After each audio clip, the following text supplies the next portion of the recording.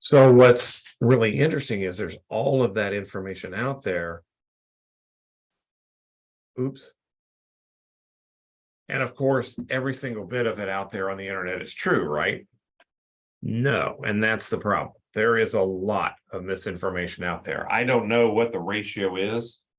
I'd almost be willing to bet that there's more misinformation or skewed information than there is pure, reliable information out there on the internet.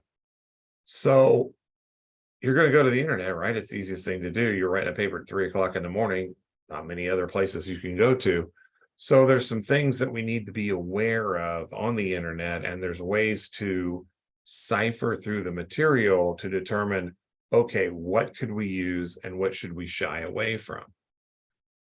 Of course, there's the search engines that we all use. There's Google, which is probably the most used search engine in the world right now.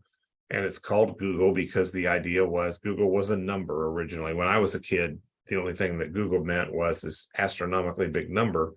And the idea for the name of the search engine was when you searched something, you would get a Google amount of options back of where you could go look. So we've got Google. I'm assuming some people use Bing. I don't know. I've never used it. Yahoo was the big search engine before Google. And then there's Google Scholar. Now, these three, they take you wherever. And each one of them has an algorithm that determines what gets put up first. Because if you, look up oranges on the internet and you're going to get, 50 billion pages of stuff about oranges, right?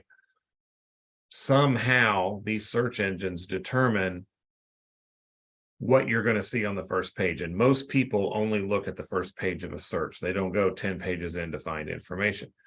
So the search engine puts stuff on that first page. It has some kind of sorting order to determine what goes in there. Some of that is paid. A lot of it, particularly in Google's and Yahoo's case, I don't know that much about Bing, so I don't know, and leave Google Scholar separate. They base it off of the data that they're mining data all the time you're on the internet. So they're looking at, what do you look at? What does that tell them about your political beliefs, your religious beliefs, your buying trends, your favorite colors, your favorite music, your blah, blah, blah, blah, blah, blah. And then the algorithm is written in such a way to bring you back stuff that they already predetermined know that you're going to be interested in. So it's skewing the results before you ever see them. And that's extremely true in most search engines. Dogpile is theoretically not that way. Is it not Dogpile? No, DuckDuckGo. I'm sorry. DuckDuckGo theoretically is not that way, but I have found that's not entirely true. It also skews stuff. And there's not really a pure search engine that just goes out and finds information and brings it back, because again, it's got to sort it in an order number, and there's some kind of sorting criteria always that determines what you're going to get. And the people who create these determine the sorting criteria. So they're not the best reliable things. You're liable to get advertising paid. People can pay to be on the first page, and people do that. And I used to work public relations and actually was involved in some of that. What's slightly different here is Google Scholar, because it weeds out a lot of the information that's out there and specifically goes for things that are, by its algorithm, academically acceptable. So it's looking mostly at papers, research material, those kinds of results.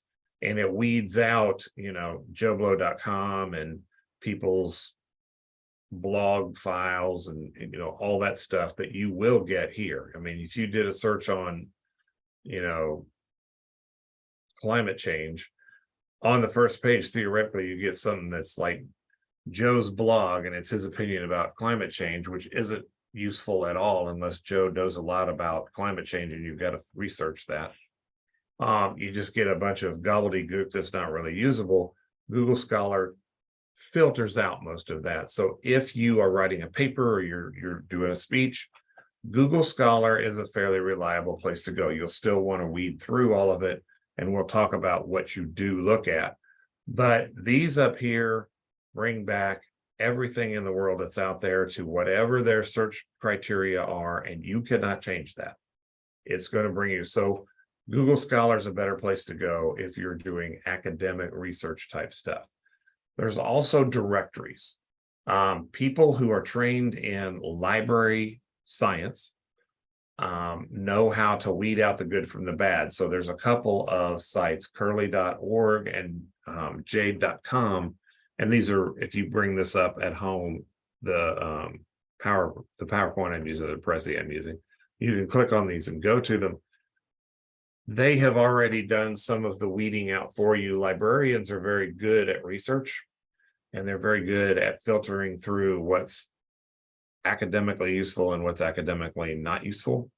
And they put the academically useful in here, and it pulls from several different kinds of search engines. So these are better places to go to get stuff depending on what it is you're looking for. A meta search engine, and this word Dogpile, that's why I thought of it. A meta search engine, if you go to say Dogpile, and I think Sputter's not working anymore. I think it's just Dogpile. If you go to Dogpile and put in, if you go to, let's say you go to Google and put in global warming, you're going to get a Google of answers, and then you're going to get the first page. If you go to Dogpile and put in climate change, you're going to get a page of results back with multiple pages afterwards too. But instead of just relying on Google's search engine, they're also going to use Yahoo's and Bing's. And if ask.com is still one, I don't know because I don't pay attention. DuckDuckGo. It's going to go look at all of these different search engines for you on its own and bring you back the results, and they'll be mixed up. You'll have Google's and Yahoo's, all of that stuff mixed up to whatever criteria Dogpile is using. Because again, if there's a sort, there has to be an algorithm to help decide, but their algorithm is not based off trying to please your interests or your buying habits. It's sort of based on what is more academically credible, or what is more reliable or useful, or that kind of thing.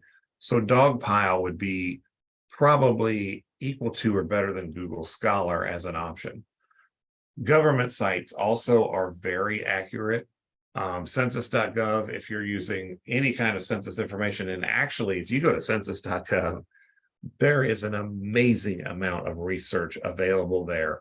And by law, .gov websites are required to only have factual, provable information. They cannot put up false information or fake information. And that's why they're very careful about what they do put up on their websites. USA.gov is another one that you can go to that has a whole lot of information.